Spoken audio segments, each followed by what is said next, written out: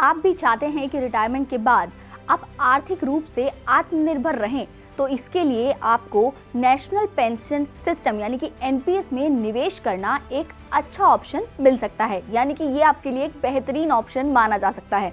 NPS की शुरुआत जनवरी 2004 में सरकारी कर्मचारियों के लिए की गई थी, लेकिन साल 2009 में इसे सभी के लिए खोल दिया गया। एनपीएस ना केवल एक बड़ा रिटायरमेंट फंड बनाने में आपकी मदद करता है, बल्कि रिटायरमेंट के बाद एक अच्छी खासी मासिक इनकम का भी जुगाड़ कर देता है।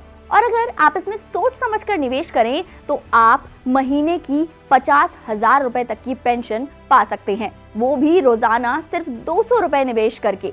जी हाँ, थोड़ी सी बचत से आप अपना रिटायरमेंट अच्छे से प्लान कर सकते हैं। तो चलिए आपको समझाते हैं इसकी पूरी कैलकुलेशन कि कैसे आप 50,000 रुपए की मासिक पेंशन पा सकते हैं और इसके लिए आपको कितना निवेश करना होगा। एनपीएस कैलकुलेटर के हिसाब से अगर आप 24 साल की उम्र में एनपीएस में अकाउंट खुलवाते हैं तो हर महीने 6,000 रुपए का निवेश आपको शुरू करना होगा। मतलब कि 200 रुपए से आप पर डे निवेश कर सकते हैं।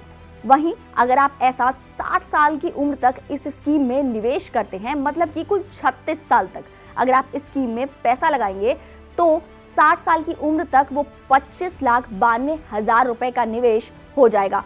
अगर आप इस पर 10% का रिटर्न मानते हैं तो इसकी कॉपस वैल्यू 2,54,50,906 रुपए होगी। इतनी बड़ी रकम। तो और इसके अलावा जो 40% है वो आपका एन्युटी के लिए रखा जाएगा, जिस पर आप अगर 6% का भी ब्याज मान लेते हैं तो आपकी जो एन्युटी की रकम है वो कितनी हो जाएगी, 1,01,80,362 रुपए, जो कि आप हमारी स्क्रीन पर देख पा रहे हैं। और इसके अलावा जो आपका निवेश है उसकी लंप सम वैल्यू मान लीजिए 1,52,70,554 रुपए होगी। ऐसे में आपको 60 साल की उम्र के बाद 50,902 रुपए के करीब की महीने की पेंशन आराम से मिल जाएगी, जिससे आपका बुढ़ापा आराम से कट सकता है। आपको बता दें कि नए नियमों के मुताबिक कोई भी व्यक्ति मैच्योरिटी पर पूरे फंड को विड्रॉल नहीं कर सकता। एनपीएस में 40% एन्युटी लेना बेहद जरूरी है। इसीलिए एनवीटी जो होती है वो आपकी रिटायरमेंट की पेंशन बनाती है और उसके अलावा जो 60% है उसको आप निकाल सकते हैं। हालांकि एनवीटी की परसेंटेज को बढ़ाया भी जा सकता है। इसके साथ ही स्कीम में निवेश करने वालों को इनकम टैक्स पर भी छूट मिलती है।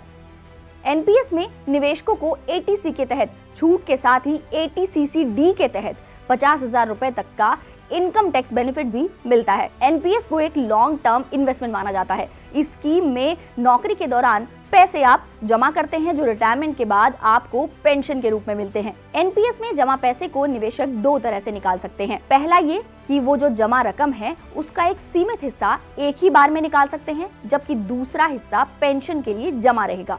बची हुई राशि एनवीटी में खरीदी जाएगी।